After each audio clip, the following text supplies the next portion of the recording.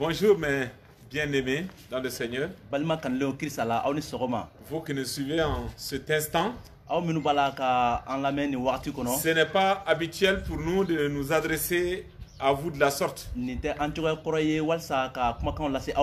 Mais le Mali, à l'instar de toutes les autres nations du monde, se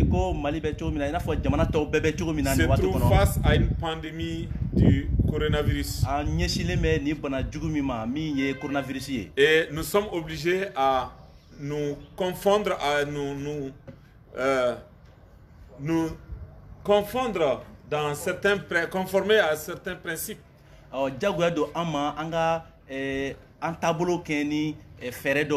Les principes qui ont été établis par les spécialistes en santé, qui ont été proposés à nos gouvernants,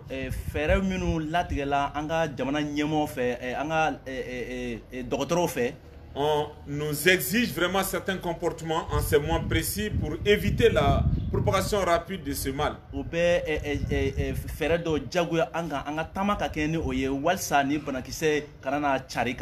Et les autorités de notre nation également ont formulé des recommandations au peuple.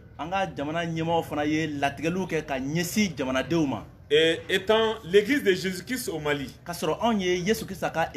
nos autorités aussi ont prêté une oreille attentive à ces recommandations formulées par nos gouvernants. Prendre soin de soi-même et prendre soin de l'autre est biblique. Et la recherche du bien-être de notre nation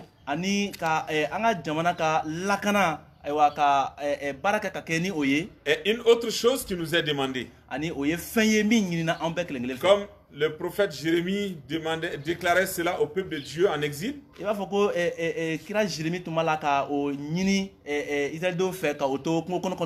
Qu'il recherche la paix de la nation parmi laquelle ils sont exilés. Parce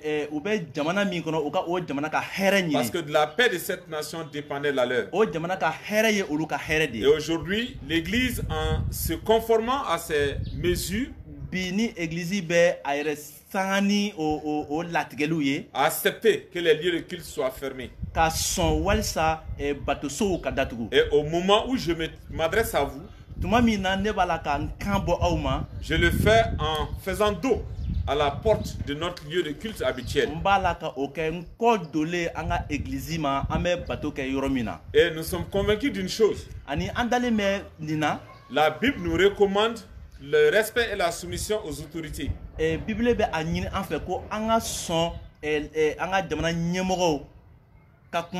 Autant que cela ne met pas notre foi en péril.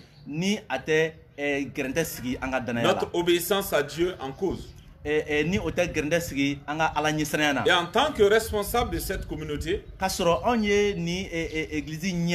nous avons accepté volontiers, en conformité avec les Écritures,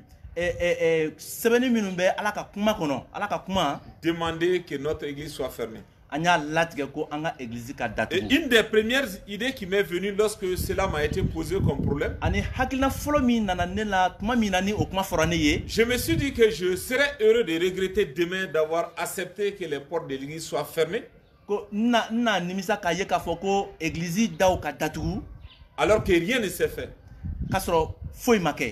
Que demain que je regrette d'avoir permis que les portes de l'église soient ouvertes et qu'un drame se soit produit de par ce fait.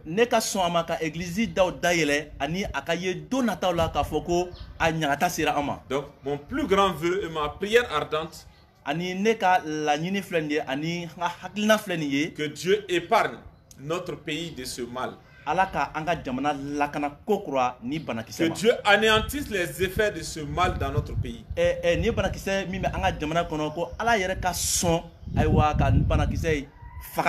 Puisqu'il est l'Éternel qui voit. Il est l'Éternel qui voit. Il est l'Éternel qui entend nos soupirs. Et c'est ça le sens de ma réflexion ce matin, pour être un encouragement pour vous et pour moi. Le Dieu auquel je crois et auquel vous croyez, ce Dieu omniprésent, qui vit avec vous dans vos demeures. Là où vous êtes, dans vos quartiers, dans vos villes, est le Dieu qui est adoré par les vrais adorateurs qui l'adorent en esprit et en vérité.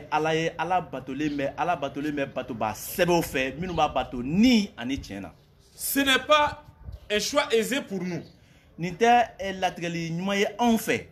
rompre avec cette habitude de la communion fraternelle, d'être ensemble pour louer, adorer Dieu, prier Dieu ensemble.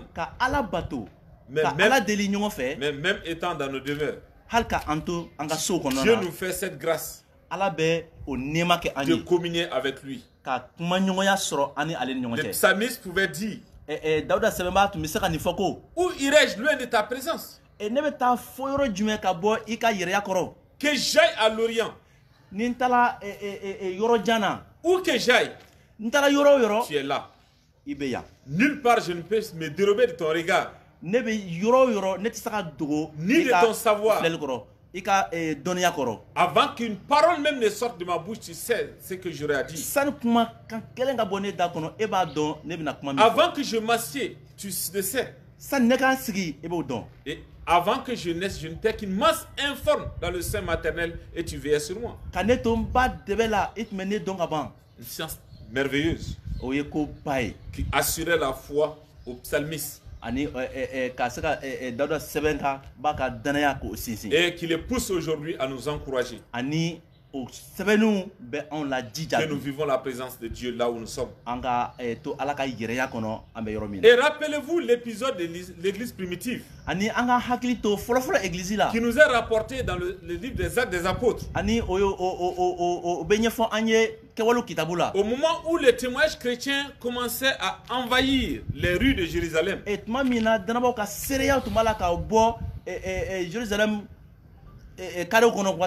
pharisiens, les chefs religieux d'alors, les principaux de l'époque se sont entendus pour persécuter l'église. Et ils voulaient éradiquer la foi chrétienne. Et à l'époque, un des leurs, un homme zélé du nom de Saul, s'était engagé à poursuivre les chrétiens où qu'ils se trouvaient pour les amener à renoncer à la foi ou bien les mettre à mort. Il les faisait souffrir. Et sur ce chemin allant vers Damas, Saul rencontra Jésus-Christ qui lui dit: Saul, Saul, Saul, Saul, Saul, Saul, pourquoi me persécutes-tu? À vous de répondre à cette question. Comment Paul persécutait-il Jésus-Christ? Paul partait à la recherche des chrétiens fugitifs. Il partait à la recherche de ceux qui avaient professé croire en Jésus comme Seigneur et Sauveur de leur vie. Jésus s'identifie à chaque chrétien dans sa condition où qu'il se trouve. Et cela est un encouragement pour nous. Mon frère, ma soeur, seul ou avec ta famille, seul ou avec d'autres familles, rassurez-vous, rassure-toi que tu es corps de Jésus-Christ. Tu es une partie du corps de Christ. Et à ce titre, tu es en communion avec Christ là où tu es. Demeure attaché à Jésus. Vis ton intimité en lui. Épanouis-toi en Jésus.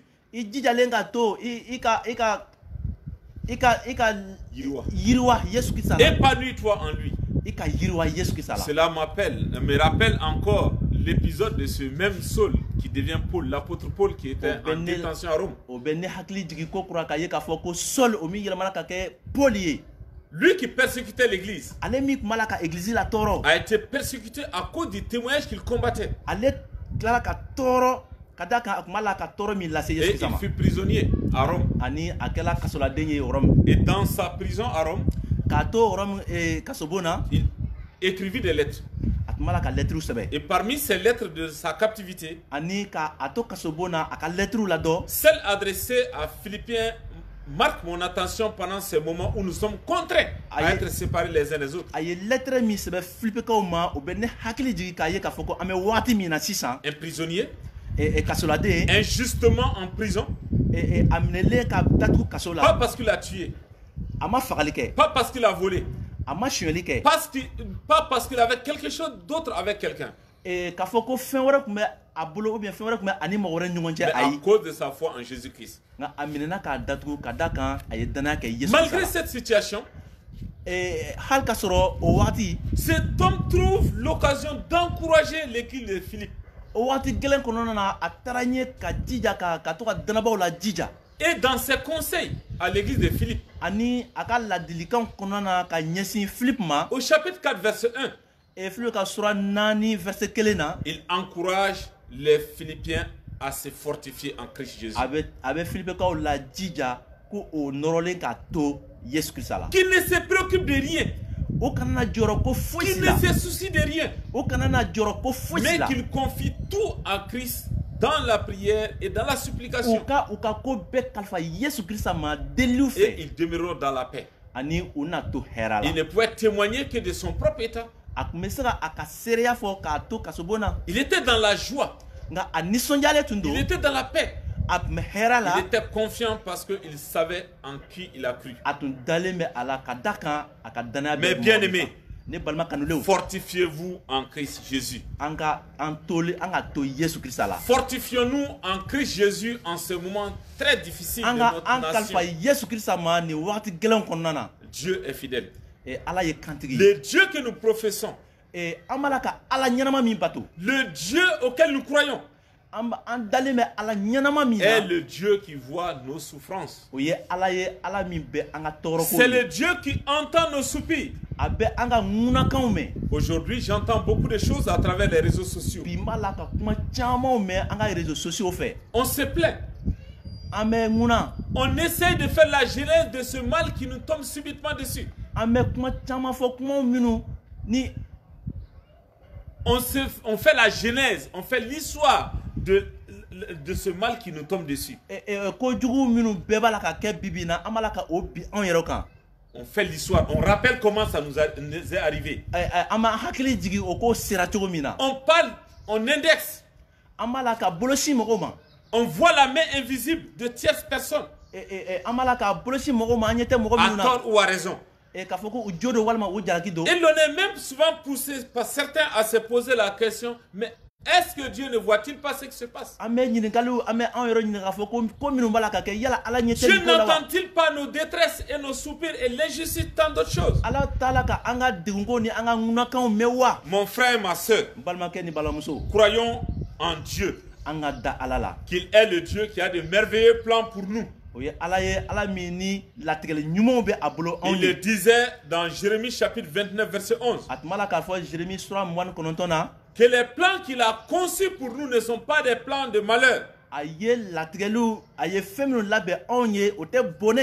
des plans de bonheur.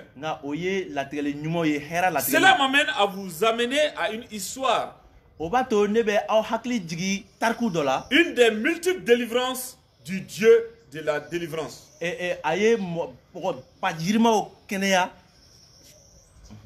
Le Dieu des délivrances. C'est une de ces délivrances que j'aimerais vous rappeler ce matin.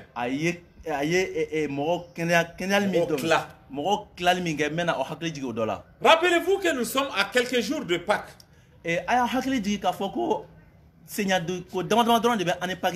Pâques, c'est cette fête qui nous rappelle le triomphe de Christ sur la mort. Autrement, notre affranchissement du poids du péché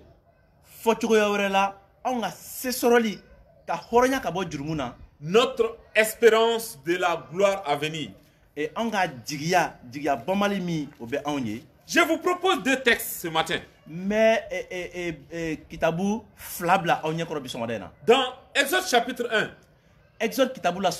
le verset 8 à 17, nous lisons ceci. Il s'éleva sur l'Égypte un nouveau roi qui n'avait point connu Joseph. Il s'éleva sur l'Égypte un nouveau roi qui n'avait point connu Joseph. Misra. Mituma Youssoufdon. Il dit à son peuple, voilà les enfants d'Israël qui forment un peuple plus nombreux et plus puissant que nous.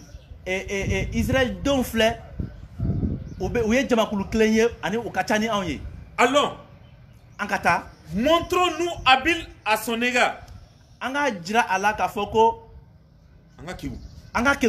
Empêchons qu'il ne s'accroisse. Et que s'il survient une guerre, il ne se joigne pas à nos ennemis pour nous combattre et sortir ensuite du pays. Le verset 11.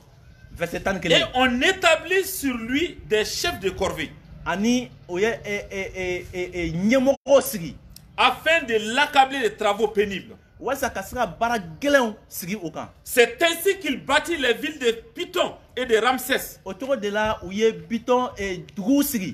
Et Ramsès. Pour servir de magasin à Pharaon. Servir de magasin pour Pharaon. Le verset 12. Mais plus on l'accablait, plus on les fatiguait avec le travail. Plus il multipliait bara. Et s'accroissait. Et l'on prit en aversion les enfants d'Israël. Au verset 13. Alors les Égyptiens réduisirent les enfants d'Israël à une dure servitude.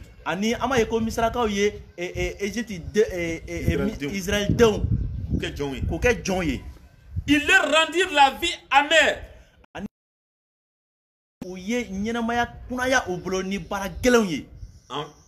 Par des travaux en argile et en briques. Et par tous les ouvrages des champs. Et c'était avec cruauté qu'il les imposait toutes ces charges. Verset 15, le roi d'Égypte parla aussi aux sages-femmes des Hébreux.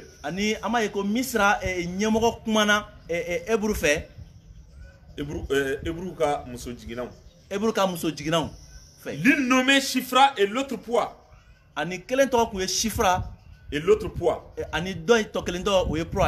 Et au verset 16, il leur dit, quand vous accoucherez les femmes des Hébreux, et que vous les verrez sur les sièges, si c'est un garçon, faites-le mourir. Et si c'est une fille, laissez-la vivre. Mais les sages-femmes craignirent Dieu et ne firent point ce que leur avait dit le roi d'Égypte. Elles laissèrent vivre les enfants. Mon bien-aimé, ma bien-aimée, voici une histoire. Je me suis dit que nous étalons dans les commentaires par rapport à l'historique, à l'origine de ce mal, cette pandémie du coronavirus. Et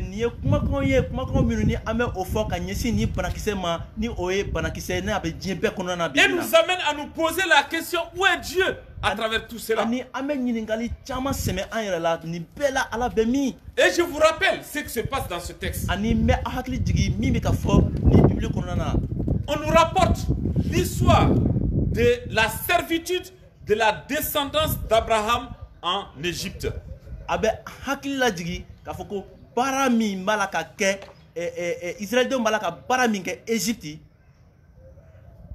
Israël était arrivé en Égypte sur les traces de Joseph. Ce jeune homme qui a été vendu par ses frères et qui vient se retrouver esclave en Égypte. Mais nous retenons de ce garçon qu'il fut un homme qui marchait avec Dieu et qui bénéficiait de la faveur de Dieu. Et partout où il passait, son impact était visible.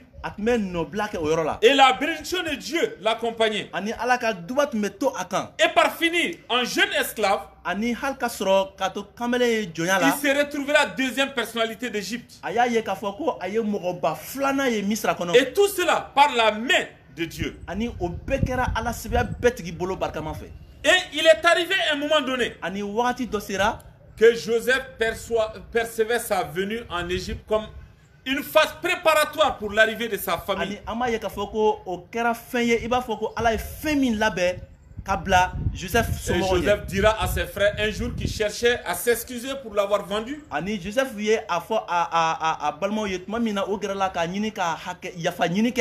Sinon, lorsqu'il cherchait à couvrir leurs péchés, Joseph a dit, vous avez choisi, vous avez voulu me faire du mal. Mais Dieu l'a transformé en bien pour sauver votre vie. Et aujourd'hui, son cœur se brisait lorsque ses grands frères revenaient sur ses propos et leurs actes.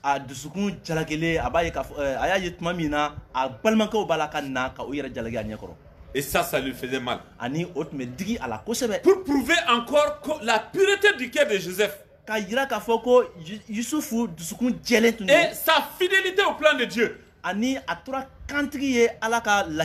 Après Joseph, on dit un pharaon survint qui n'a pas connu Joseph. Et il ne se reconnaissait pas dans la vie et l'investissement de Joseph pour sa nation.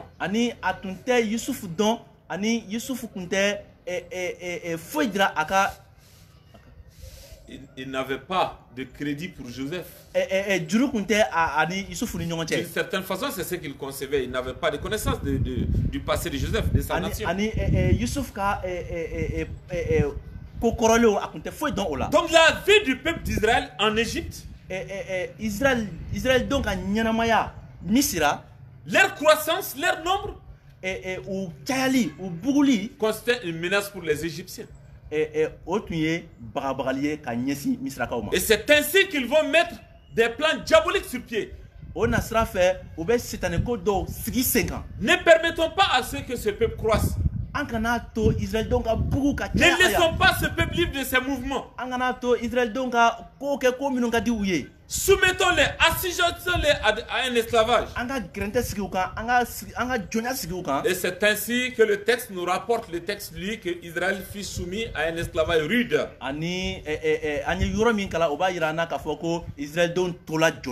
Et puis, Pharaon va même planifier l'extinction des enfants mâles d'Israël. Et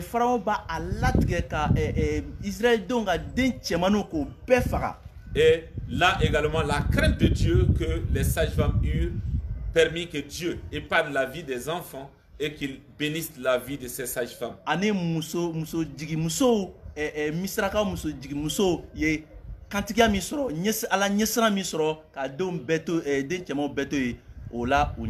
Voici l'arrière-plan dressé par rapport au texte que nous allons lire, qui nous révèle le Dieu auquel nous croyons.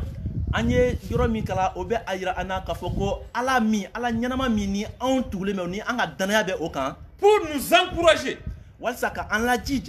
à renouveler notre foi en Dieu. Ce Dieu qui voit, il voit nos souffrances, il entend nos soupirs, et il a son propre plan de délivrance pour nous. Il est fidèle à son plan pour nous.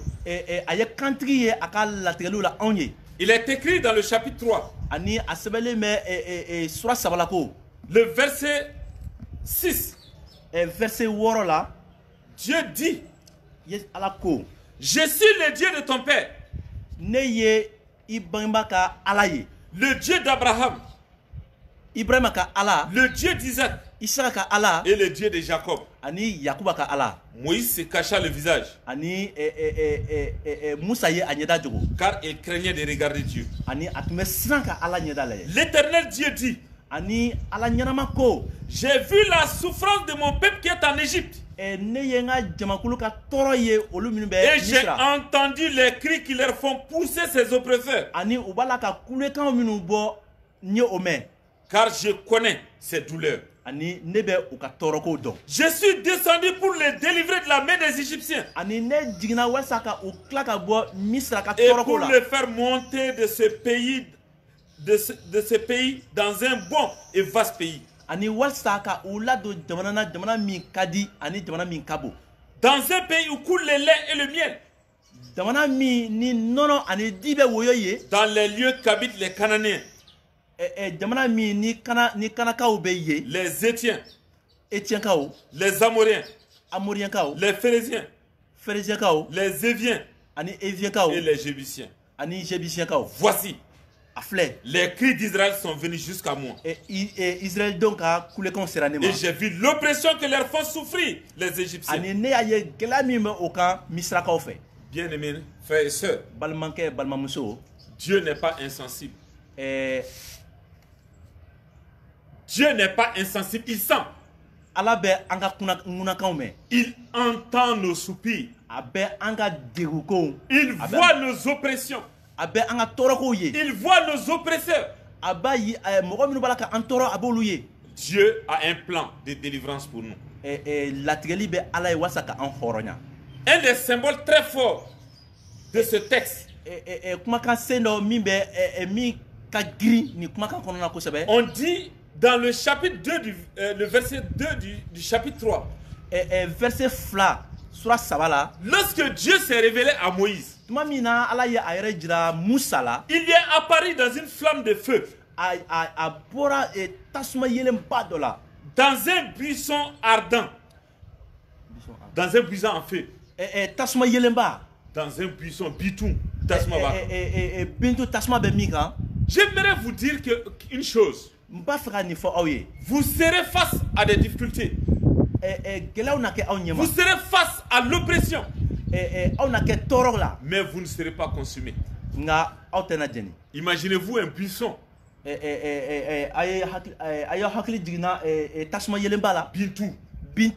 Un buisson envahi par le feu, mais qui ne se consume pas. C'est un symbole très fort. Dieu rassurait déjà Moïse. Le peuple dont je te parle, qui souffre, qui est oppressé, ne sera pas englouti, ne sera pas détruit. Tout comme ce buisson dans lequel se trouve le feu n'est pas consumé, mon peuple également ne sera pas vaincu.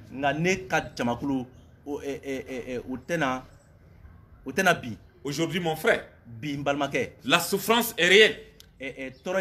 La douleur est véritable. Nous la partageons et la vivons tous ensemble. Quelque chose qui arrive jusqu'à nous amener les gestes significatifs de la vie à les abandonner. Les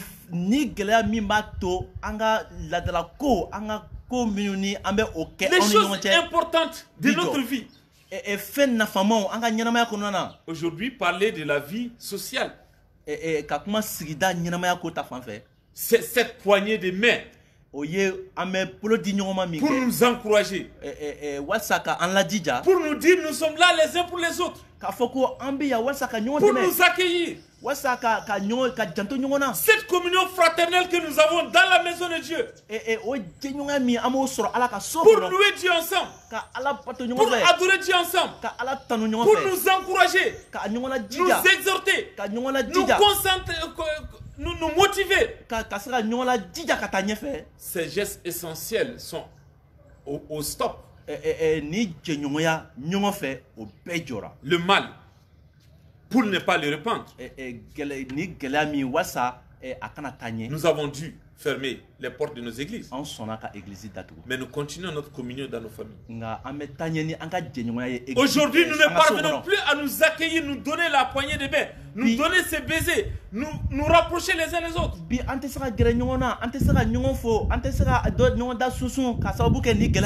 Mais l'esprit nous pousse à être des soutiens les uns pour les autres.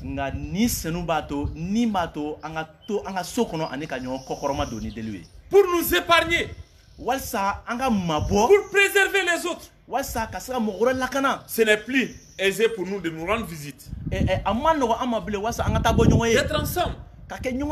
Et puis nous apprenons l'histoire d'autres pays où aujourd'hui les corps on les inhume sans que quelqu'un de la famille soit là, soit que les gens du voisinage soient là.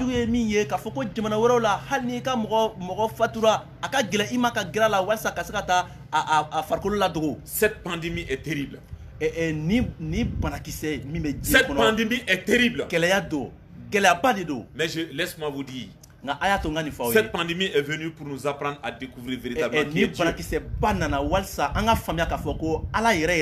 Cette pandémie est venue pour que nous connaissions qui est notre Dieu. Pour que nous revenions à Dieu. Comme Moïse.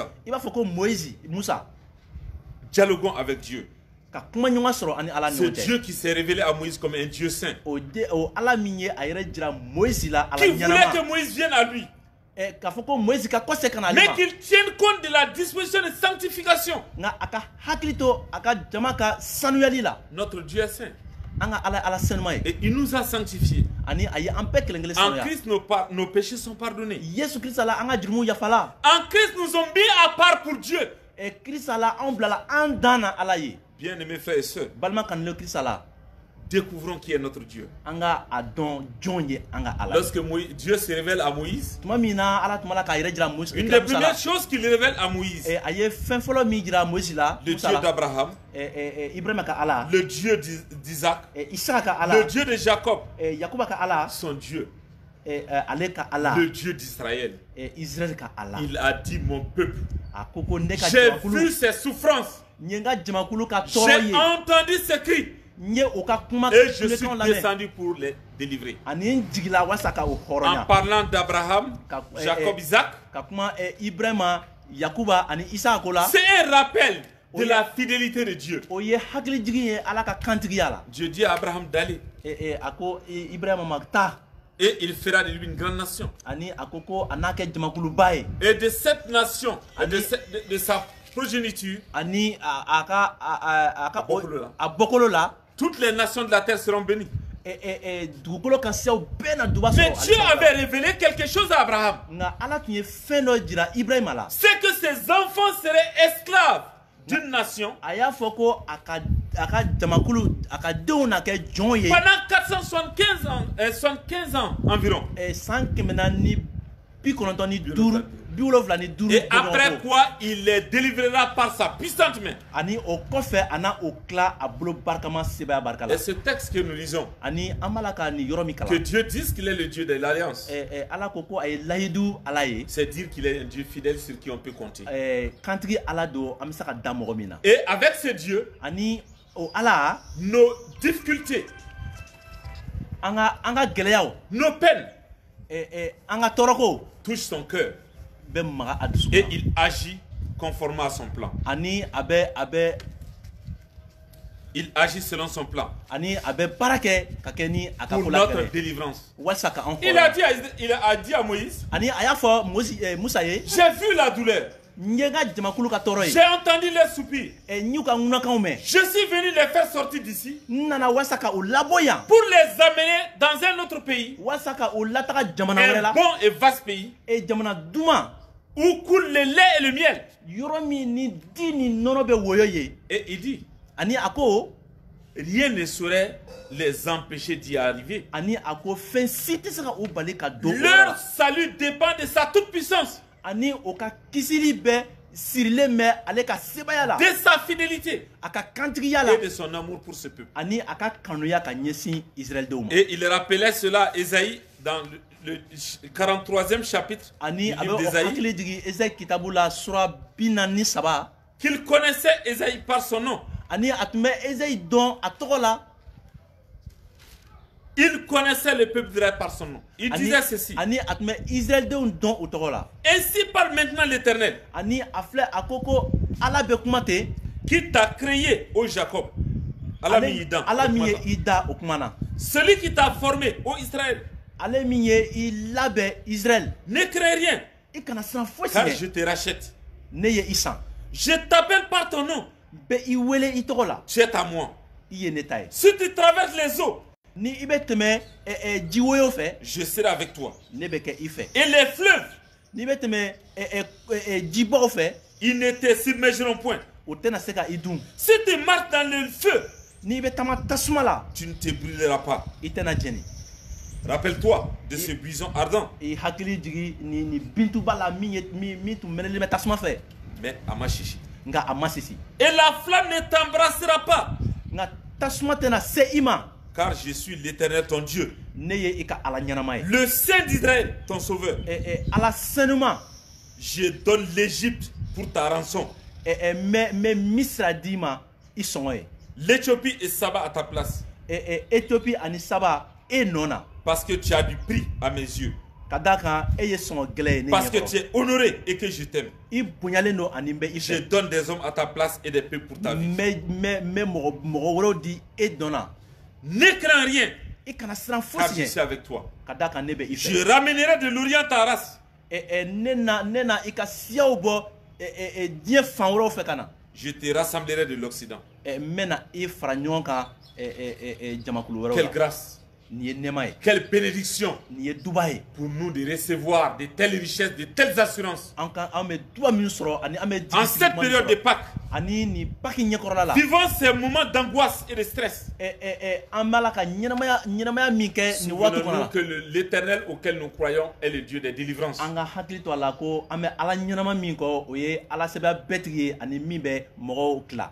C'est lui qui a choisi le temps opportun pour mettre fin à l'esclavage et à la souffrance d'Israël en Égypte. C'est lui qui a choisi Moïse. Il a épargné la vie de Moïse dans de la mort. Et il l'a gardé entre les mains de celui-même qui voulait en voulait à sa vie. Il l'a confié à cet homme même, celui qui cherchait à le mettre à mort. Moïse a grandi dans la maison de Pharaon. Et Moïse, en grandissant, s'est identifié au peuple de Dieu esclave.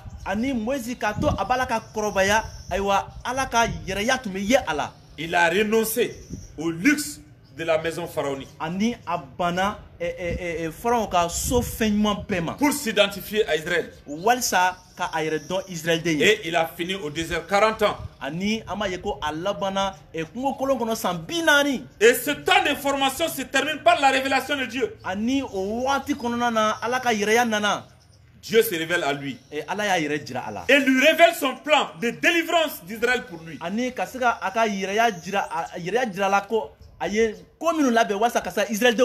Moïse dira à Dieu, choisis quelqu'un d'autre. Je n'ai pas la parole facile. Au départ, il disait, lorsque je partais vers Pharaon, s'il me demandait qui tu es, Dieu dit, je suis celui qui suis. Et pour ton handicap, qui permet à une personne de parler ou de ne pas parler? C'est l'Éternel qui craint. C'est lui qui donne les aptitudes, les qualifications. Dieu, dans sa grâce, va amener Moïse à vivre la grande délivrance qu'il apportait à Israël. Au bout de 10 actions importantes, Dieu arrivera au 10e où il demandera que les enfants d'Israël prouvent leur foi en sa parole en immolant un agneau. Ko Israël donc a son ale kumakama aywa kasira sagaden do joli et ils l'ont fait. Ani ouye OK. Ils ont marqué la porte de leur maison, les linteaux de leur maison. Ani ouye o sagaden joli bonbon o ka daula. Et ces signes étaient pour épargner leur premier-né de la mort. Ani o tamasien tunye walsa kasira to o ka denfolo kanasa. Et ce jour, ani odo cette nuit, ani osu l'ange de l'Éternel survola l'Égypte. Alaka meleke nana misra. Et tous les enfants mâles des Égyptiens, les premiers-nés des Égyptiens, ani ama ka foko misra denge follow du roi à l'esclave, ka damine masakela fo kata se jonga aux animaux, kata se bagama, tous perdirent leur premier-né. Ani u be bonena u ka den follow la denge follow la ani misra et les douleurs, des pleurs. Et c'est ainsi que le peuple de Dieu sortira d'Égypte. Avec joie, avec gloire, la délivrance de Dieu avait sonné. Mais bien aimé, c'est Dieu qui choisit son temps. C'est lui qui choisit ses instruments. C'est lui qui apporte véritablement la délivrance. Dieu est le Dieu de la délivrance, le Dieu de la liberté. Israël n'était pas un peuple appelé à être esclave.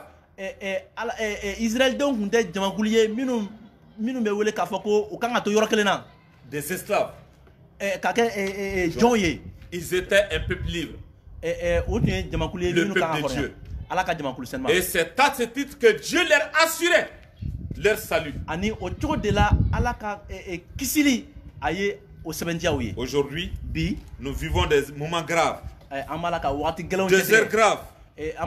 Nous attendons l'heure de Dieu. Pendant que nous attendons ce temps, comme Moïse, l'intimité avec Dieu nous amènera à découvrir qui est Dieu, à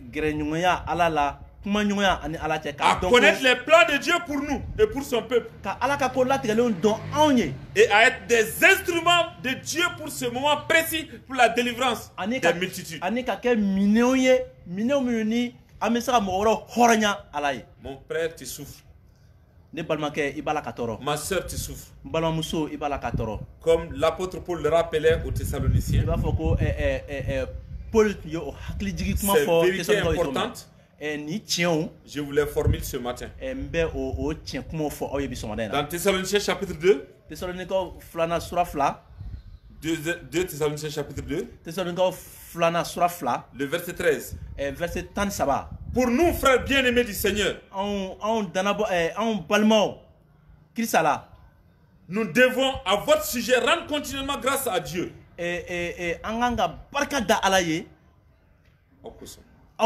Parce que Dieu vous a choisi dès le commencement pour le salut. Par la sanctification de l'esprit et par la foi en la vérité. Par la sanctification de l'esprit et par la foi en la vérité.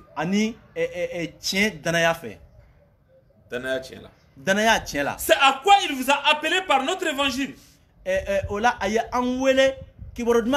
Pour que vous possédiez la gloire de notre Seigneur Jésus-Christ. Ainsi donc, frères, demeurez fermes. Retenez les instructions que vous avez reçues. Soit par notre parole, soit par notre lettre.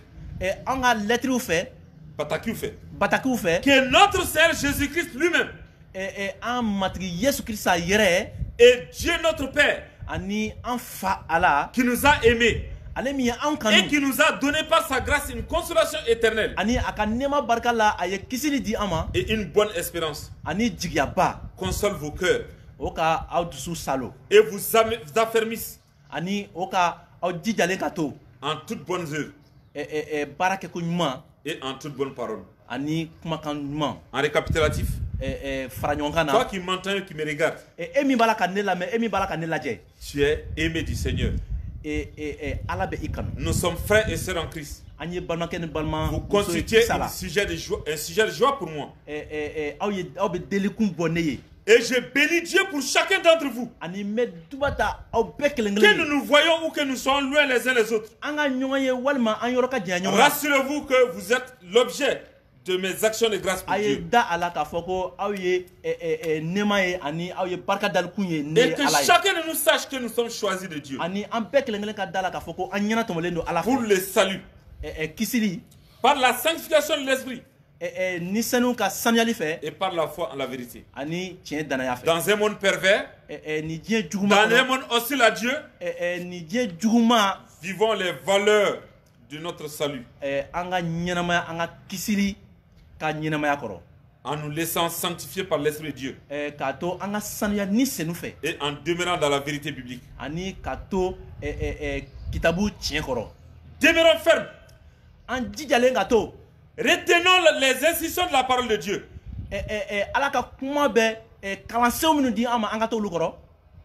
Attachés à Jésus-Christ pour sa consolation. Lui seul saura consoler nos cœurs et nous apporter sa paix. Ce matin, loin de vous, mais près de vous en esprit, mon encouragement à chacun d'entre vous, au nom de tous les membres du conseil de l'église, rassurez-vous que nous continuons à prier pour vous. Et nous comptons sur vous pour recevoir vos sujets de prière, pour partager vos fardeaux avec vous, pour partager vos joies avec vous. Nous apprécierons beaucoup vos appels, vos écrits. Et à partir d'aujourd'hui, nous essaierons de maintenir le contact avec tout le monde au niveau de l'église. À travers l'envoi de ces messages vidéo. Et ceux qui reçoivent cela, que vous partagez avec les autres frères et sœurs. Et nous vous encourageons également à vous renseigner sur la vie de l'église. Comment se passe, comment vont les autres.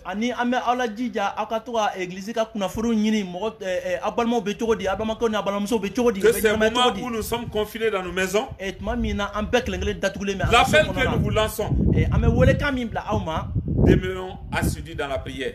Ce n'est pas pour rien que Dieu nous appelle à rester dans nos maisons. Vivons des moments intenses avec nos épouses, avec nos maris, avec nos enfants dans la prière. Dans la prière. Ayons du temps, régulièrement, quotidiennement, dans la lecture de la parole de Dieu. Enrichissons-nous dans la prière. Enrichissons-nous dans la lecture de la parole de Dieu. Et nous aimerons toujours recevoir les nouvelles de vos cultes dans vos différentes familles. Et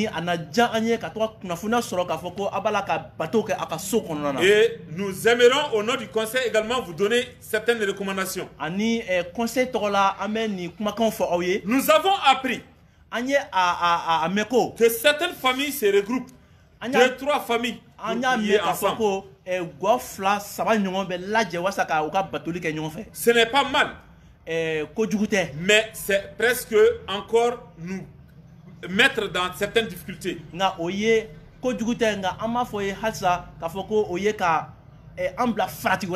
Parce que le fait de se regrouper peut nous exposer les autres. Autant que c'est possible que nous respections les mesures. Ne pas trop nous grouper. Ne pas trop maintenir être proches les uns les autres. Et respecter beaucoup les mesures d'hygiène. Ce serait une bonne chose. Donc, une famille, 2 ou 3 réunis dans la présence de Dieu. Non, 1 ou 2 personnes réunies devant la présence de Dieu. doit s'assurer que Dieu est au milieu si c'est au nom de Christ qu'ils sont réunis. Ne souffrez pas d'être 2, 3 seuls dans votre moment de prière. Partout où vous êtes, Dieu est avec vous. Et la prudence est mère des sciences. Nous sommes gardiens les uns des autres. Et ces mesures ne sont pas faites pour nous détruire, mais pour nous préserver. Et préserver les autres. Et nous voulons vous encourager. L'Église a de grandes responsabilités également vis-à-vis de ses ouvriers. L'Église a de grandes responsabilités vis-à-vis de ses ouvriers. Les responsabilités de l'Église envers ses responsabilités sont grandes.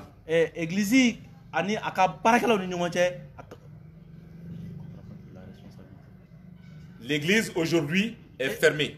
Les portes de l'Église sont fermées. Mais l'Église a des responsabilités.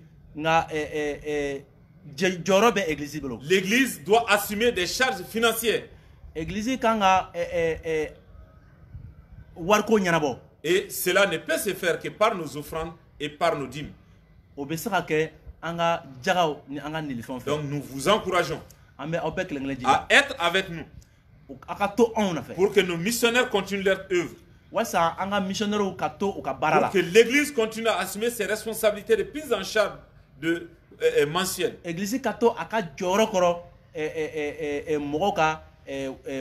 à continuer le témoignage partout où cela se doit.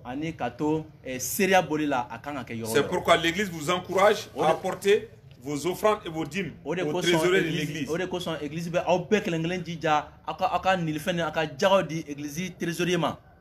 pouvez passer à l'Église, il y a le coffre qui est au fond de l'Église avec la permission du gardien. Vous pouvez passer déposer cela.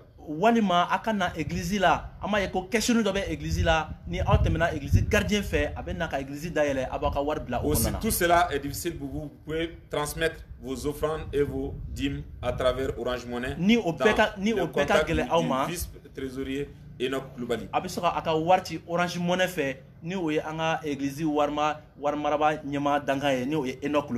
Et nous voulons également encourager en un dernier ressort que pendant ce temps-ci, il est possible que certains se joignent à nous pour des travaux pratiques qui prennent 1 heure, 30 minutes pour passer seulement prendre quelques cache-nez en confection pour aller les faire chez eux, pour que nous puissions les distribuer aux gens qui en ont besoin. Parce que ces cache-nez sont stratégiques également dans la lutte contre le virus qui nous effraie. Ni morodobe sekafra onka kana ambalaka mo femi be nkeka nundatu amalaka olugla. Ce ne serait pas nécessaire que nous entassons tous ensemble au même lieu. Mais nous pouvons faire ce travail dans nos différentes maisons, seuls ou avec 1 ou 2 personnes. Voici ce cache-nez très pratique et très facile à confectionner. Et à travers lequel on peut apporter du secours à une tierce personne à côté de nous. Merci pour votre patience. Merci pour votre attention. Et en ce moment, confiant au Dieu des délivrances, je vous confierai dans un moment de prière à l'Éternel notre Dieu. Seigneur notre Dieu, notre Père, ce matin nous te bénissons. Nous te disons merci. Parce que tu nous as créés. Tu nous as créés. Et nous te disons merci pour le fait que tu nous aimes. Tu nous as choisis en Jésus-Christ. Et tu es celui qui assure nos saluts. Dans nos détresses, dans nos peines, tu vois, tu entends. Et tu as un plan de gloire pour nous. Tu veux que nous partagions un jour la gloire de ton Fils Jésus. Et pendant notre temps de pèlerinage ici, nous comptons sur ton appui, ta bonté, ta compassion et ta miséricorde. Prends soin de tes enfants. Nous te soumettons les nations aujourd'hui. Tu nous demandes de te demander les nations et tu nous les donneras. Nous prions que Christ soit reconnu tel qu'il est aujourd'hui à travers le monde. Que tu multiplies tes délivrances. Et que tu multiplies les témoignages sur les lèvres de tes enfants. Seigneur, sauve nos dirigeants. Instruis-les. Instruis, Seigneur, tous ceux-là qui s'impliquent pour sauver les vies. Nous pensons aux médecins, aux infirmiers, à tous ceux de la santé. Nous pensons, Seigneur notre Dieu, à ceux qui portent les uniformes, qui servent sous les drapeaux.